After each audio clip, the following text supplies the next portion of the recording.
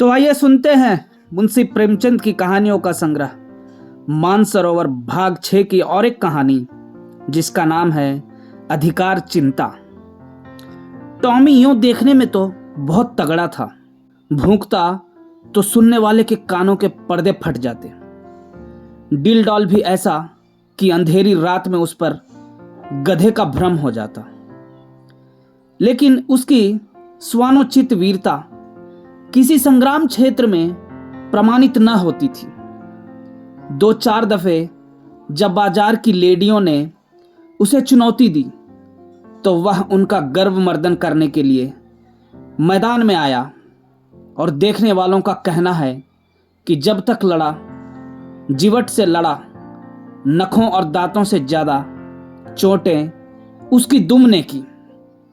निश्चित रूप से नहीं कहा जा सकता कि मैदान किसके हाथ रहा, किंतु जब उस दल को कुमक मंगानी पड़ी तो रणशास्त्र के नियमों के अनुसार विजय का श्रेय टॉमी ही को देना उचित न्यायकुल जान पड़ता है। टॉमी ने उस अवसर पर कौशल से काम लिया और दांत निकाल दिए जो संधि की याचना थी, किंतु तब से उसने ऐसे सन्निधि विहीन प्रतिद्वंदियों के मुंह लगना उचित न समझा। इतना शांति प्रिय होने पर भी टॉमी के शत्रुओं की संख्या दिनों दिन बढ़ती जाती थी। उसके बराबर वाले उससे इसलिए जलते कि वह इतना मोटा ताजा होकर इतना भीरू क्यों है। बाजारी दल इसलिए जलता कि टॉमी के मारे घुंघरों पर की हड्डियां भी न बचने पाती थी। वह घड़ी रात रहे उठता और हलवाइयों की दुकानों के सामने के दोनों ओर पतल कसाई खाने के सामने की हड्डियां और छीछड़े चबा डालता। अतएव इतने शत्रुओं के बीच में रहकर टॉमी का जीवन संकटमय होता जाता था। महीनों बीत जाते और पेट भर भोजन न मिलता। 2-3 बार उसे मनमाने भोजन करने की ऐसी प्रबल उत्कंठा हुई कि उसने संदिग्ध साधनों द्वारा उसको पूरा करने की चेष्टा की, पर जब परिणाम आशा के प्रतिकूल हुआ और स्वादिष्ट पदार्थों के बदले अरुचिकर दुर्ग्राह्य वस्तुएं भरपेट खाने को मिली, जिससे पेट के बदले कई दिन तक पीठ में विषम वेदना होती रही, तो उसने विवश होकर फिर सन्मार्ग का आश्रय लिया। पर डंडों से पेट चाहे भर गया हो, वह उत्कंठा शांत ना हुई। वह किसी ऐसी जगह जाना चाहता था जहां खूब शिकार मिले, खरगोश, हिरन, भेड़ों के बच्चे मैदानों में विचर रहे हों और उनका कोई मालिक ना हो, जहां किसी प्रतिद्वंदी की गंध तक ना हो, आराम करने को सघन वृक्षों की छाया हो, पीने को नदी का पवित्र जल। वहां मनमाना शिकार करूं, खाऊं और मीठी नींद सोऊं। वहां चारों ओर मेरी धाक बैठ जाए, सब पर ऐसा रोब छा जाए कि मुझी को अपना राजा समझने लगे और धीरे धीरे मेरा ऐसा सिक्का बैठ जाए कि किसी द्वेषी को वहां पैर रखने का साहस ही ना हो। संयोगवश एक दिन वह इन्हीं कल्पनाओं के सुख स्वप्न देखता हुआ सिर झुकाए सड़क छोड़कर गलियों से चला जा रहा था कि सहसा एक सज्जन से उसकी मुठभेड़ हो गई। टॉमी ने चाहा कि बचकर निकल जाऊं, पर वह दुष्ट इतना शांति प्रिय न था। उसने तुरंत झपटकर टॉमी का टेटुआ पकड़ लिया। टॉमी ने बहुत अनुनय विनय की, गिड़गिड़ाकर कहा, ईश्वर के लिए मुझे यहां से चले जाने दो। कसम ले लो जो इधर पैर रखूं। मेरी सामत आई थी कि तुम्हारे अधिकार क्षेत्र में चला आया, पर उस मदांध और निर्दयी प्राणी ने जरा भी रियायत न की। अंत में हार कर टॉमी ने गदर्भ स्वर में फरियाद करनी शुरू की। यह कोलाहल सुनकर मोहल्ले के 2-4 नेता लोग एकत्र हो गए, पर उन्होंने भी दीन पर दया करने के बदले उल्टे उसी पर दंत प्रहार करना शुरू किया। इस अन्यायपूर्ण व्यवहार ने टॉमी का दिल तोड़ दिया। वह जान छुड़ाकर भागा। उन अत्याचारी पशुओं ने बहुत दूर तक उसका पीछा किया, यहाँ तक कि मार्ग में एक नदी पड़ गई और टॉमी ने उसमें कूदकर अपनी जान बचाई। कहते हैं एक दिन सबके दिन फिरते हैं। टॉमी के दिन भी नदी में कूदते ही फिर गए। कूदा था जान बचाने के लिए, हाथ लग गए मोती। तैरता हुआ उस पार पहुंचा तो वहां उसकी चीर संचित अभिलाषाएं मूर्तिमती हो रही थी। यह एक विस्तृत मैदान था। जहां तक निगाह जाती थी हरियाली की छटा दिखाई देती थी।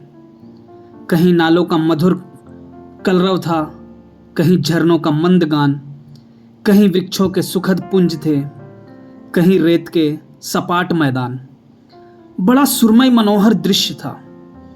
यहाँ बड़े तेज नखों वाले पशु थे जिनकी सूरत देखकर टॉमी का कलेजा दहल उठता था, पर उन्होंने टॉमी की कुछ परवाह न की। वे आपस में नित्य लड़ा करते थे, नित्य खून की नदी बहा करती थी। टॉमी ने देखा यहाँ इन भयंकर जंतुओं से पेश ना पा सकूंगा। उसने कौशल से काम लेना शुरू किया। जब दो लड़ने वाले पशुओं में एक घायल और मुर्दा होकर गिर पड़ता तो टॉमी लपक कर मांस का कोई टुकड़ा ले भागता और एकांत में बैठ कर खाता। विजयी पशु विजय के उन्माद में उसे तुच्छ समझकर कुछ न बोलता। अब क्या था, टॉमी के पौ 12 हो गए। सदा दिवाली रहने लगी। न गुड़ की कमी थी न गेहूं की। नित्य नए पदार्थ उड़ाता और वृक्षों के नीचे आनंद से सोता। उसने ऐसे सुख स्वर्ग की कल्पना भी न की थी। वह मर कर नहीं, जीते जी स्वर्ग पा गया। थोड़े ही दिनों में पौष्टिक पदार्थों के सेवन से टॉमी की चेष्टा ही कुछ और हो गई। उसका शरीर तेजस्वी और सुगठित हो गया। अब वह छोटे मोटे जीवों पर स्वयं हाथ साफ करने लगा। जंगल के जंतु अब चौंके और उसे वहां से भगा देने का यत्न करने लगे। टॉमी ने एक नई चाल चली। वह कभी किसी पशु से कहता, तुम्हारा फलां शत्रु तुम्हें मार डालने की तैयारी कर रहा है। किसी से कहता, फलां तुमको गाली देता था। जंगल के जंतु उसके चकमे में आकर आपस में लड़ जाते और टॉमी की चांदी हो जाती। अंत में यहां तक नौबत पहुंची कि बड़े बड़े जंतुओं का नाश हो गया। छोटे मोटे पशुओं का उससे मुकाबला करने का साहस न होता था। उसकी उन्नति और शक्ति देखकर उन्हें ऐसा प्रतीत होने लगा मानो यह विचित्र जीव आकाश से हमारे ऊपर शासन करने के लिए भेजा गया है। टॉमी भी अब अपनी शिकारबाजी के जौहर दिखाकर उनकी इस भ्रांति को पुष्ट किया करता था। बड़े गर्व से कहता, परमात्मा ने मुझे तुम्हारे ऊपर राज्य करने के लिए भेजा है। यह ईश्वर की इच्छा है। तुम आराम से अपने घर में पड़े रहो। मैं तुमसे कुछ ना बोलूंगा। केवल तुम्हारी सेवा करने के पुरस्कार स्वरूप तुम में से एकाध का शिकार कर लिया करूंगा।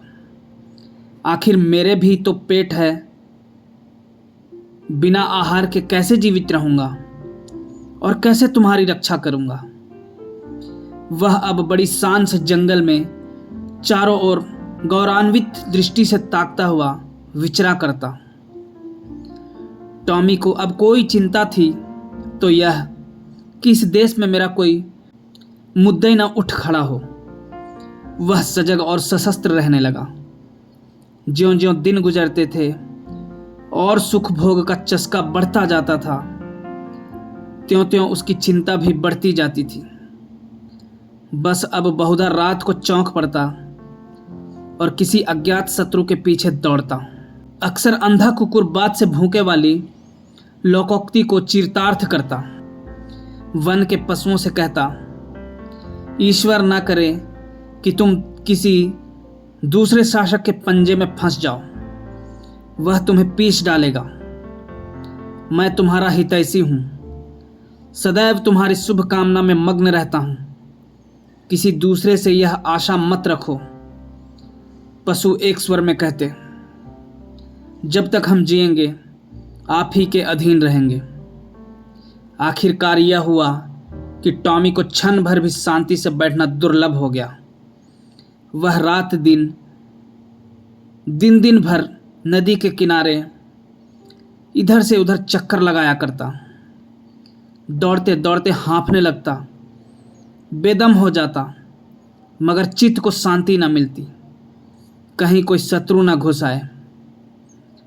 लेकिन कुआर का महीना आया तो टॉमी का चित्त एक बार फिर अपने पुराने सहचरी से मिलने के लिए लालायित होने लगा। वह अपने मन को किसी भांति रोक न सका।